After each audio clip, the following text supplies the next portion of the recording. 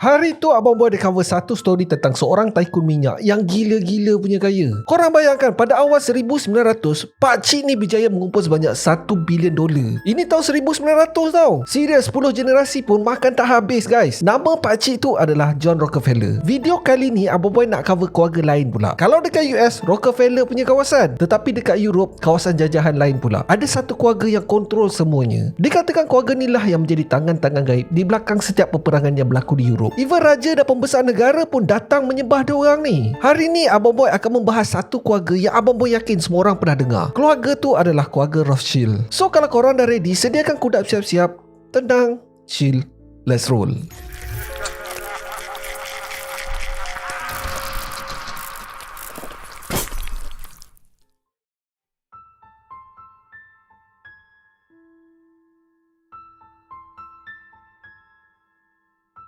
Tak ada siapa sangka keluarga Rothschild yang berjaya membina satu dinasti perbankan terbesar di dunia sebenarnya bermula dengan pemulauan dan juga kemiskinan. Mesti korang pelik kan kenapa Abang bersebut Rothschild bukannya Rothschild. Nama Rothschild ni sebenarnya berasal daripada perkataan Jerman yang berbunyi Roten Shield yang bermaksud the Red Shield. Okey, sedikit konteks. Sejak daripada zaman medieval lagi, kaum Yahudi di Europe menerima penindasan yang gila-gila. Semuanya bermula sejak serangan wabak penyakit yang digelar The Black Plague. Europe pada masa tu, agama dan pemerintahan negara boleh dikatakan sebagai satu entiti. Ada yang mengatakan kuasa paderi Kristian pada masa tu disamakan dengan kuasa pembesar negeri. Bermaksud penganut agama lain memang akan ditindas. Antara yang menerima penindasan yang terhebat adalah kaum Yahudi. Kaum Yahudi sebenarnya dianggap sebagai kaum pelarian. Satu-satunya tempat yang selamat bagi diorang adalah di Empire Roman, termasuklah negara Germany pada masa tu. Dan dekat negara-negara ni pula, diorang hanya dibenarkan tinggal di satu kawasan yang disediakan. Selalunya memang kawasan daif gila lah, lebih kurang macam Stingen.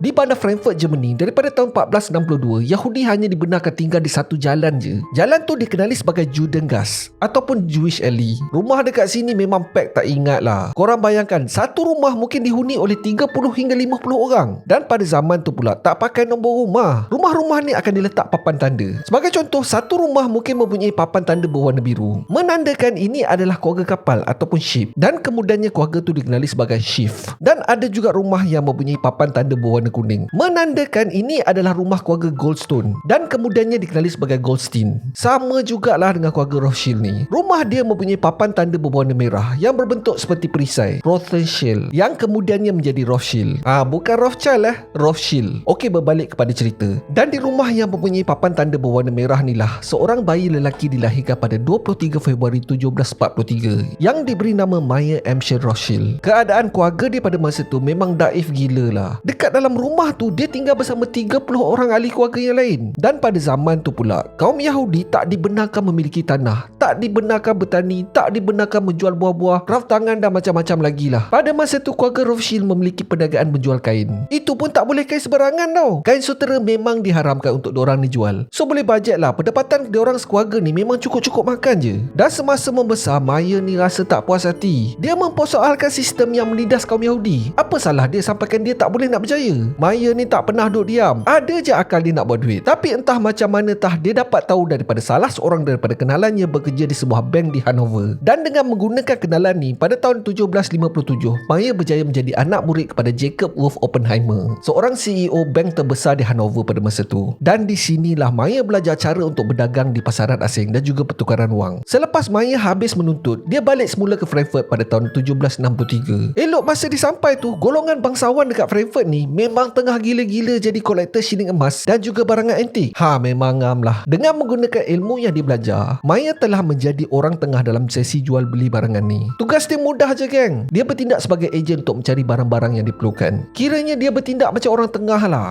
Apa yang dia buat adalah dia akan meminjam duit untuk membeli barang antik dengan harga yang murah. Dia kemudiannya akan menjual balik barang tu dengan harga yang mahal kepada golongan-golongan bangsawan. So kiranya dia makan atas angin je. Dan makin lama nama Meyer dikenali di kalangan golongan bangsawan ni. Antara klien terbesar Meyer pada masa tu adalah Prince Wilhelm of Hesse. Prince Wilhelm ni pula adalah kolektor shilling emas. So kalau dia nak cari shilling-shilling yang rare, orang pertama yang dia akan roja adalah Meyer. So start daripada ni, Meyer tak perlukan modal dah untuk membeli barang-barang antik ni. Penjual percaya kalau Meyer ni pegang barang, confirm akan terjual. Korang kena tahu, dorang ni adalah bangsawan. Dorang tak boleh pergi ke tempat-tempat miskin ni. Pertamanya, dorang takut dirompak. Yang keduanya, dorang takut ditipu. So para bangsawan ni akan menggunakan orang tengah macam Meyer ni untuk mendapatkan barang-barang orang ni semua. Dan lagi satu sebab adalah disebabkan penjual ni tak boleh masuk ke kawasan bangsawan. So dorang memerlukan runner untuk menjual barang-barang dorang. Kiranya runner ni adalah penghubung di antara penjual dan juga pembeli. Dan Maya ni pun pandai. Dia punya untung bukan sekali je geng. Dia bagi garanti kepada penjual yang setiap barang yang dipegang mesti akan terjual. Dan sekiranya barang tu terjual, dia akan mendapat komisen sebanyak 8 hingga 10%. Dan untuk pembeli pula, dia markup lagi tau. Dia jual dengan harga yang lebih mahal. So kiranya Maya ni makan 2 kali. Kat penjual dia makan, dekat pembeli pun dia makan.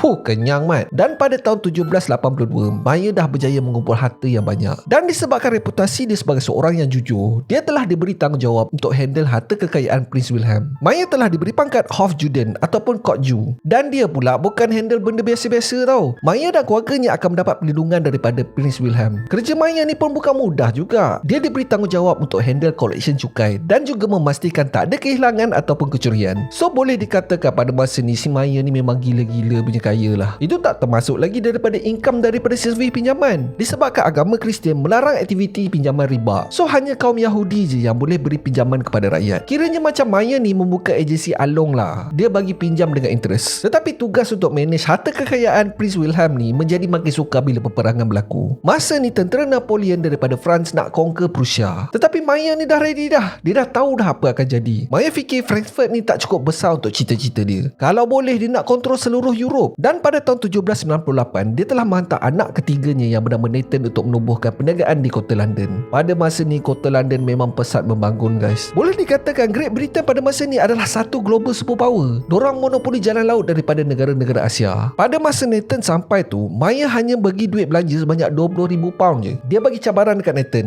Dia nak Nathan ni gandakan duit tu dalam masa setahun. So jenuhlah si Nathan ni fikir, dia nak niaga apa pula dengan modal banyak ni? Fikir, Nathan nampak peluang dalam industri tekstil. Pada masa tu, kota London menjadi pusat pemprosesan kain yang terkemuka di dunia. Memang kilang-kilang tumbuh macam cendawan. So boleh dikatakan persaingan memang gila-gila punya dahsyat. So Nathan buat plan. Dia bukan hanya nak jual kain je. Dia nak monopoli terus. Langkah pertama adalah dia beli kilang proses dye. Langkah kedua pula adalah monopoli bahan mentah seperti kapas dan juga benang sutera. Kebetulan pula pada masa tu, Nathan dapat pula lubang penyeludupan untuk bahan-bahan mentah ni. Langkah seterusnya adalah dia akan berjumpa dengan kilang-kilang. Dia akan supply dye warna dan juga bahan mentah dengan murah. Sebagai balasan, barang-barang yang akan siap nanti akan dijual balik kepada Nathan dengan harga yang gila-gila punya murah. So disebabkan ini, Nathan berupaya untuk menjual kain dengan harga yang di bawah harga market. Tak kisahlah kain apa, daripada kain kapas sampailah ke kain sutera. Memang habis semua peniaga-peniaga lain gulung tikar lah, senang cerita. So dipendekkan cerita, dalam masa setahun, Nathan berjaya menggandakan duit modal daripada 20,000 pound kepada 60,000 pound. Tetapi dia tak berhenti kat sini tau. Ingat tak tadi Abang Boy cakap Nathan ni dapat lubang penyeludupan? Kali ni Nathan bukan hanya seluduk bahan mentah je. Dia seluduk emas, batu permata dan macam-macam lagi lah. By the time 1804, harta kekayaan yang berjaya Nathan kumpul berjumlah 800,000 pound. Dan dengan menggunakan duit modal ni lah, dia berjaya tubuhkan sebuah bank yang bertapak di tengah-tengah kota London. Plan ni sebenarnya tak habis kat situ tau. Ingat tak tadi Abang Boy cakap dekat Germany tengah dilanda ancaman serangan tentera Napoleon?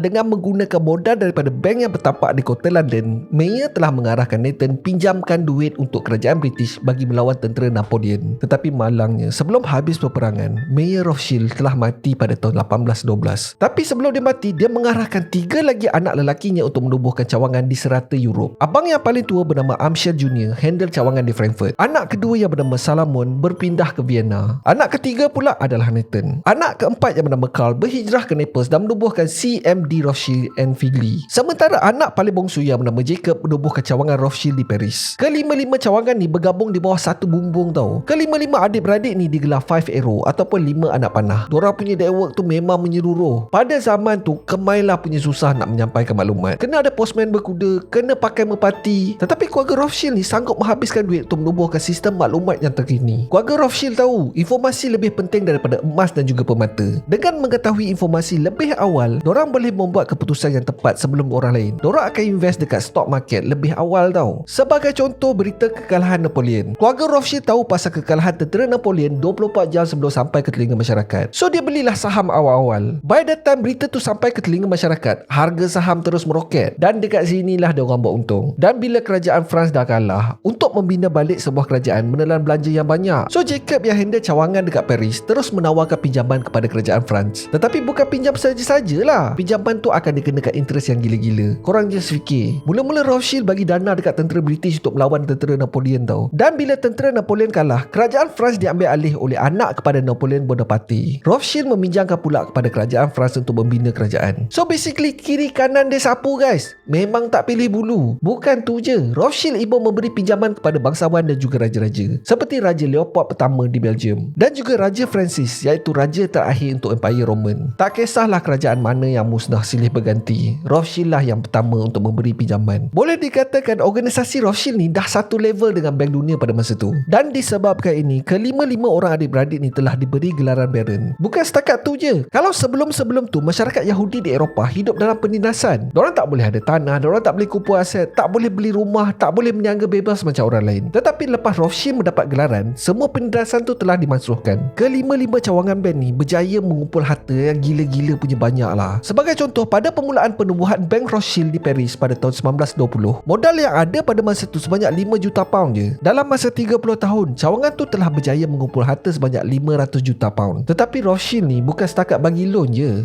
diorang juga buat pelaburan hartanah. Sebagai contoh, pada tahun 1868, Rothschild telah membeli satu ladang tempat proses wine yang berharga. Pada tahun 1875 pula, diorang telah berjaya mendapatkan saham dalam pembinaan terusan Suez di Egypt. Dan pada tahun 1883 pula, diorang telah berjaya mendapatkan hak kilang proses minyak mentah di Baku, Azerbaijan. Rothschild juga telah berjaya menjadi pemegang saham terbesar dalam syarikat De Beers dan juga Rio Tinto. De Beers adalah sebuah syarikat penggalian berlian yang beroperasi di Afrika. Dan Rio Tinto pula adalah syarikat penggalian emas dan juga perak. Dianggarkan pada masa tu, nilai aset yang dimiliki oleh keluarga Rothschild adalah 1.4 bilion dolar. Ini tahun 1880-an tau. Gila tak gila? Memang 10 generasi makan tak habis lah. Tapi bila dah masuk je abad ke-20, generasi yang baru dah jadi makin lembik. Cawangan di Naples terpaksa ditutup disebabkan tak ada siapa yang boleh menjadi kepala. Semua ni disebabkan konsep perniagaan Rothschild tu sendiri. Prinsip perniagaan keluarga Rothschild ni simple je. Anak lelaki akan mewarisi perniagaan. Orang luar memang tak akan dibenarkan. Apa yang berlaku adalah pada tahun 1900, anak kepada Karl yang bernama Adolf mati tanpa mempunyai pewaris. Harta yang telah berjaya dikumpul telah diserahkan kepada cawangan di Paris. Nasib yang sama menimpa di cawangan Frankfurt. Anak kepada Amschel semuanya perempuan. Korang bayangkan 11 orang perempuan guys. Last-last tutup juga. So sekarang ni tinggal 3 cawangan je,